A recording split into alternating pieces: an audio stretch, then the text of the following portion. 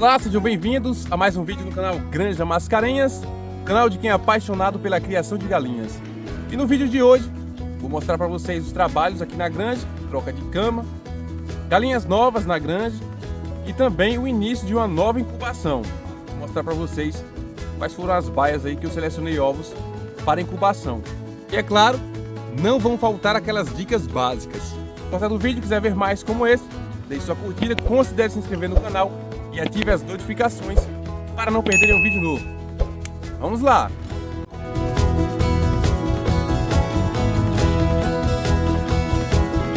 Pois é, galera, a troca de cama é uma coisa que acontece com frequência aqui, porque a densidade de aves no galinheiro aumentou bastante e também a cama é de capim.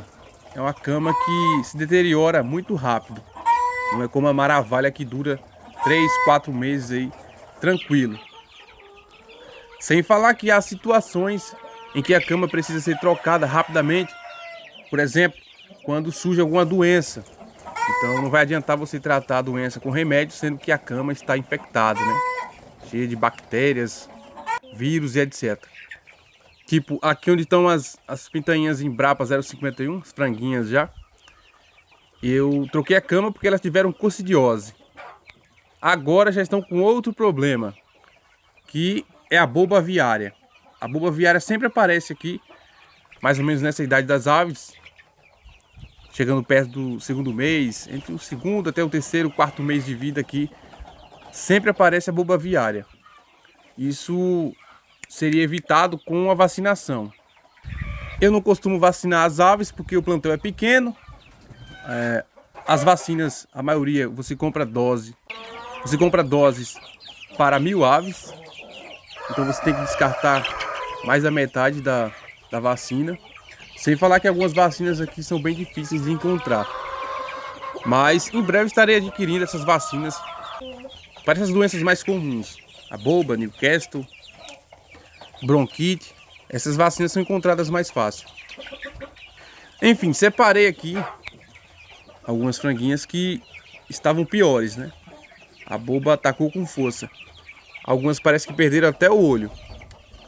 E essas linhagens híbridas comerciais, elas são fracas, né? Não aguentam muita coisa. Que a maioria dos plantéis aqui que tem a bulba aviária, eles nem sentem. Já estão, assim, mais resistentes à doença. Eu nem iniciei nenhum tratamento, não. Só separei mesmo as aves que estavam mais infectadas, para que as outras não fiquem bicando e aí agrave o problema. Mas vou tratar com tuia, aquela tuia avícola. Ela é muito boa para isso, para secar os caroços. Voltando a falar da cama, aqui na baia maior, eu tinha retirado já a cama porque apareceram aí uns piolhos, né? Umas pitilingas. Então eu retirei a cama, joguei um veneno aqui para ver se acabava com elas. Já tem alguns dias que fiz isso. E fui tirar o capim que já está seco. Esse capim é o braquiária, se não me engano. O pessoal gosta de perguntar que tipo de capim é. Bom, para cama de galinha qualquer capim serve. Estando seco, tá de boa. Esse capim quando seca ele fica que nem uma bucha, né? Todo enrolado no chão. A gente tem que tirar aqui na base da foice. Na força bruta. E o bicho solta um pó, dá uma coceira desgraçada.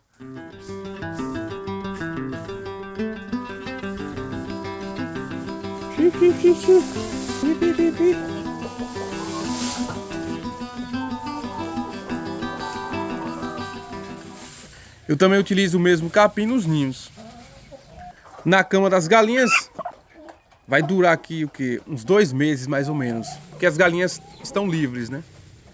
E o poleiro delas também se estende para o lado de fora do galinheiro. Então a cama, ela não se deteriora muito rápido, não enche de fezes.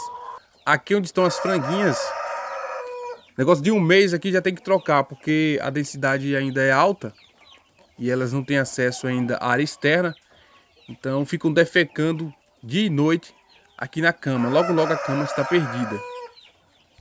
E o capim não é como a Maravalha que dá para você ficar revirando, né? Esse negócio da troca de cama é uma das coisas mais trabalhosas na criação de galinhas. Mas é gratificante depois que você termina, né? Fica bem bacana. o ambiente fica muito mais agradável.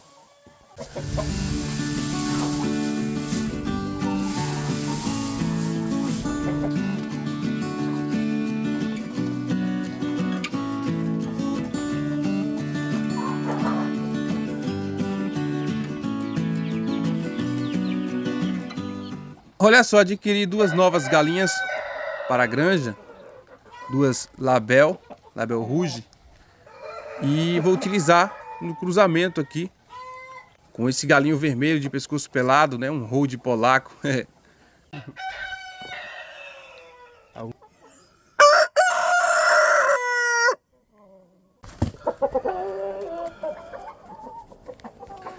Essas galinhas foram adquiridas aqui com um criador vizinho. Adiantou muito o meu lado com relação aos trabalhos nos cruzamentos, né, no melhoramento, porque as galinhas de pescoço pelado que tenho aqui, quase todas já tem um certo grau de parentesco. Então eu precisava abrir o sangue, né? Com essas duas aí, eu volto a fazer os cruzamentos sem nenhum risco de consanguinidade. E depois, utilizando as outras aves que já tenho de pescoço pelado. Ainda estou na luta para conseguir pescoço pelado, homozigoto, né? Sem esse tufo de penas no pescoço. Os homozigotos saem com até menos 50% penas do que as galinhas normais. Eu acho muito bacana e até hoje eu só tive uma galinha pescoço pelado homozigoto, sem o tufo de penas. E você tendo pelo menos um reprodutor com essas características, vai facilitar bastante na reprodução. Vai acelerar a reprodução de galinhas de pescoço pelado. Olha aqui, algumas pessoas queriam saber o que aconteceu com aquela ninhada que nasceu no mato, né? Da mestiça de garnizé com o galo polaco branco. Aqui estão os filhos dela. Já entraram na fase adulta, né? As franguinhas já estão produzindo. Deram aves aí de porte médio, né? Os machos são 3. Eu vou abater. Vão para a panela. E as fêmeas provavelmente vão ficar para incubação. Incubação natural.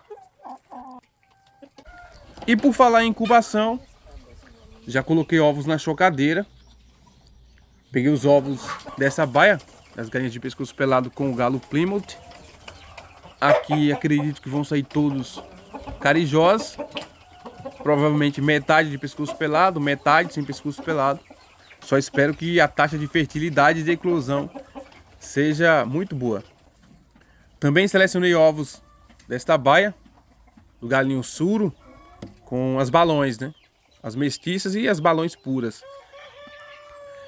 E ainda consegui juntar uns 4 ovos, se não me engano, desta outra baia onde estão as balões, as mais velhas, com esse galo polaco. Aqui é onde a produção é ruim. Das outras baias, eu juntei mais ovos, porque a produção estava muito boa. Então, em 4 dias, juntei 31 ovos. Uma quantidade boa. E aí já taquei na chocadeira. Pega mais ou menos metade da capacidade da chocadeira. Aí eu coloco os ovos bem espaçados dentro da chocadeira. Agora é só esperar a pintaiada saltar fora dos ovos. Daqui 21 dias a gente vê o resultado, né? E logo logo começo a vender algumas aves aqui, porque o plantel já está ficando muito grande. E o consumo de ração é brabo, viu? Então é isso, eu espero que vocês tenham gostado do vídeo. Em breve trarei outro interessante. Um abraço a todos e fiquem com Deus. Tchau!